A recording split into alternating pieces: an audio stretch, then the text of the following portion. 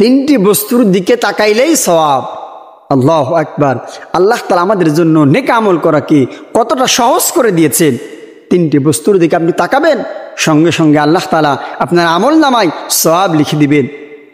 Number 1, পবিত্র কোরআন। কোরআনের দিকে তাকাইলেই সওয়াব। আপনি পড়তে পারেন বা না পারেন, তেলাওয়াত করতে পারেন বা না পারেন, রিসাইট করতে পারেন বা না পারেন, আবৃত্তি করতে পারেন বা না পারেন, এটা কোনো ব্যাপার নয়। আল্লাহ তাআলা পবিত্র কোরআনের দিকে তাকাইলেই, আপনি পবিত্র কোরআনের দিকে তাকাইলেই আল্লাহ তাআলা আপনার আমল নামায় সওয়াব লিখে দিবেন। আল্লাহ তাআলা বলেছেন, ইন্না নাহনু নাযালনা যিকর ওয়া ইন্না লাহু লাহাফিজুন। আমি এই কোরআনকে সংরক্ষণ করব, আমি এই কোরআনকে কিয়ামত পর্যন্ত পৃথিবীর বুকে টিকিয়ে রাখব। তিনটি বস্তুর দিকে তাকাইলে সওয়াব। নাম্বার 1, পবিত্র কোরআন। আপনি আবৃত্তি করতে পারেন অথবা না পারেন, এর দিকে তাকাইলে আল্লাহ তাআলা আপনার আমল নামায় নেকি লিখে দিবেন। নাম্বার 2, যে জিনিসগুলোর দিকে তাকাইলে সওয়াব, এর মধ্যে 2 নম্বরে রয়েছে মা বাবা। আল্লাহু আকবার।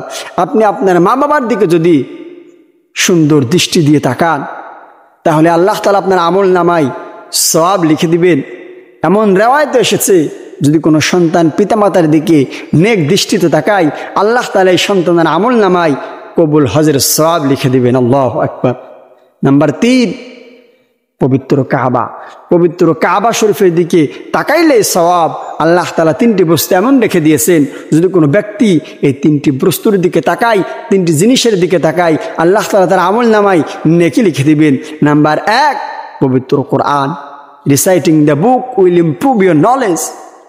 3টি জিনিসের দিকে তাকাইলে সওয়াব। নাম্বার 1, পবিত্র কোরআন।